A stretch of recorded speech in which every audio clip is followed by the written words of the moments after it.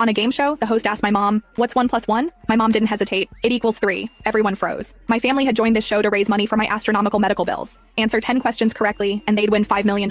After struggling through 9 questions, the host took pity and asked a softball question. This prize money was my lifeline. But my mom, a PhD in mathematics, deliberately answered it wrong. I bolted upright in my hospital bed, chest tight with pain. The host recovered quickly, plastering on a smile. Dr. Lily Smith is a mathematics PhD. Perhaps in unexplored mathematical fields, 1 plus 1 can equal 3. However, the question I just asked is very simple. You only need to think like a first grader. But my mom blinked and said firmly, 1 plus 1 equals 3. The host's expression darkened. My brother held up 2 fingers, waving them frantically in front of mom's face. "Mom, just answer one more question correctly and we can get the prize money for Chloe's surgery. This isn't the time for jokes." Dad was sweating bullets too. "Honey, did you mishear the question? Or did you misspeak?" But no matter how Dad and my brother pleaded, Mom stuck to her answer. 1 plus 1 equals 3. The audience exploded. Is this mother insane? This has to be scripted. What mother would want her own child to die? Each question had a 10-minute time limit. As the countdown neared its end, I begged the doctor to help me video call the show. The production team connected immediately. My pale, weak face appeared on the big screen. The crowd gasped in sympathy. The host's eyes reddened with emotion. At 16, I'd been diagnosed with a malignant heart tumor and was in critical condition every moment. The only hope for my survival was this prize money. The host was frantic. "There are only 3 minutes left on the countdown. If you answer incorrectly, all your family's efforts will be wasted." To qualify for this show, my whole family had stayed up for 3 months memorizing the question bank. They'd barely made it through 9 questions, and now Mom was spouting nonsense on the 10th. I spoke carefully. "Mom, the prize is $5 million.